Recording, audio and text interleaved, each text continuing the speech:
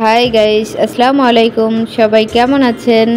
আজ আমি চিংড়ি মাছ দিয়ে পুঁই শাক ভাজি করে দেখাবো। এভাবে পুঁই শাক ভাজি করলে খেতে ভীষণ মজা হয়। আপনারা ট্রাই করে দেখতে পারেন। খুব সহজভাবে কম উপকরণে রান্না করে দেখিয়েছি। আশা করি রেসিপিটা আপনাদের ভালো লাগবে। তো চলুন এই মজার রেসিপিটা বানাতে যে যে উপকরণ লাগছে আপনাদেরকে দেখিয়ে দিই। পুঁই শাক রান্নার মূল উপকরণ: পুঁই শাক নিয়ে নিয়েছি 1 কেজি, 4টা মিডিয়াম সাইজের পেঁয়াজ কুচি, ছোট একটা রসুন কুচি, 9-10টি কাঁচামরিচ ফালি, 2টা আলু এরকম পাতলা করে কেটে নিয়েছি, আর চিংড়ি মাছগুলোকে ছোট ছোট করে এভাবে কেটে নিয়েছি। দেখতে পাচ্ছেন খোসা ছাড়িয়ে পরিষ্কার করে নিয়েছি ভালো করে। আমাদের এই উপকরণই লাগবে। চলে এলাম মূল রেসিপিতে। প্যান গরম করে নিয়েছি। এখন দিয়ে দিব 4 টেবিল চামচ সয়াবিন তেল। শাক রান্নায় তেলের পরিমাণটা একটু বেশি দিলে খেতে মজা হয়। 1 চা চামচ আস্ত জিরা, সেই সাথে অ্যাড করে দিব 4টা মিডিয়াম সাইজের পেঁয়াজ কুচি ও ছোট একটা রসুন কুচি দিয়ে নেড়ে মিশিয়ে নিব। অপেক্ষা করব পেঁয়াজের কালারটা চেঞ্জ হয়ে আসা পর্যন্ত। দেখুন পেঁয়াজের কালারটা যখন এরকম চেঞ্জ হয়ে আসবে, এই পর্যায়ে অ্যাড করে দিব 2 চা চামচ লবণ। লবণটা আপনাদের স্বাদ অনুযায়ী দিবেন। 1/2 চা চামচ হলুদের গুঁড়া, সেই সাথে অ্যাড করব ছোট ছোট করে কেটে নেওয়া 5টা চিংড়ি মাছ আর 10-12টি কাঁচামরিচ ফালি। নেড়ে মিশিয়ে নিব। চিংড়ি মাছটাকে এই মশলার সঙ্গে খুব ভালো করে ভেজে নিতে হবে, যতক্ষণ না পর্যন্ত চিংড়ি মাছের কাঁচা গন্ধটা চলে না যায়। মশলার সঙ্গে চিংড়ি মাছগুলোকে যত সুন্দর করে কষিয়ে নেবেন, পুঁই শাকের টেস্টটা ততই বেড়ে যাবে। 2 থেকে 3 মিনিট সময় নিয়ে চিংড়ি মাছটাকে ভালো করে কষিয়ে নিয়েছি। দেখুন তেল ছেড়ে দিয়েছে। এ পর্যায়ে সামান্য একটু পানি অ্যাড করে দিব। এখানে আমি আধা কাপ পানি দিয়ে দিলাম। নেড়ে মিশিয়ে নিব। অপেক্ষা করব বলক আসা পর্যন্ত। দেখুন বলক এসে গেছে। এখন অ্যাড করে দিব কেটে নেওয়া 2টা আলু। পাতলা পাতলা করে কেটে নিয়েছি। আলুটাকে নেড়ে মিশিয়ে নিব। মশলার সঙ্গে আলুটাকে খুব ভালো করে কষিয়ে নিতে হবে, যতক্ষণ না পর্যন্ত 30 থেকে 40% কুক না হয়। ঢেকে রান্না করব, তাহলে দ্রুত সেদ্ধ হয়ে যাবে। 3 মিনিট রান্না করে নিয়েছি। এ পর্যায়ে চুলার আঁচটা মিডিয়াম টু হাইয়ে আছে।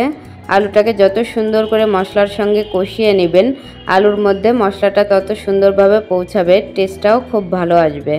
এখন একটা ঢাকনা দিয়ে ঢেকে অপেক্ষা করব আলুর পানিটা শুকিয়ে আসা পর্যন্ত।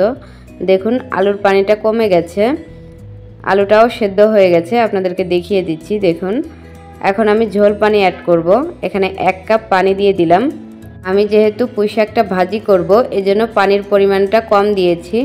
আপনারা সেমভাবে পুঁই শাকটা রান্না করতে পারেন। এ পর্যায়ে পানিটা বাড়িয়ে দিবেন। সেক্ষেত্রে অপেক্ষা করব বলক আসা পর্যন্ত। দেখুন বলক এসে গেছে। এখন আমি কেটে রাখা পুঁই শাকটা অ্যাড করে দিব। অবশ্যই পুঁই শাকটা ভালো করে ধুয়ে নেবেন। এটা আমার বাসার ছাদে লাগানো পুঁই শাক, যেহেতু কোনো সার ব্যবহার করা হয়নি, টেস্টটা খুবই ভালো আসে। সবগুলা পুঁই শাক দিয়ে দিয়েছি। এখন ঢাকনা দিয়ে ঢেকে হাই হিটে রান্না করে নিব পুঁই শাকটা কমে আসা পর্যন্ত। দেখুন পুঁই শাকটা কতটা কমে গিয়েছে। এখন নেড়ে মিশিয়ে নিব। এভাবে পুঁই শাক ভাজি করলে কালার এবং টেস্ট দুটোই খুব ভালো আসে। আমি যেহেতু পুঁই শাকটা ভাজি করছি, এজন্য চিংড়ি মাছগুলোকে ছোট ছোট করে কেটে দিয়েছি। আপনারা চাইলে আস্তেও রাখতে পারেন, আর যদি সেম প্রসেসে রান্না করেন সেক্ষেত্রে চিংড়ি মাছগুলোকে আস্তেই দিবেন। নেড়ে মিশিয়ে নিয়ে এখন একটা ঢাকনা দিয়ে ঢেকে অপেক্ষা করব পানিটা কমে আসা পর্যন্ত। দেখুন পুঁই শাকের পানিটা বেশ কিছুটা কমে গেছে। যে যেমন ঝোল পছন্দ করেন সেই অনুযায়ী পুঁই শাকের পানিটা কমিয়ে নেবেন। আমি আজ পুঁই শাকে কোনো রকম ঝোল রাখবো না।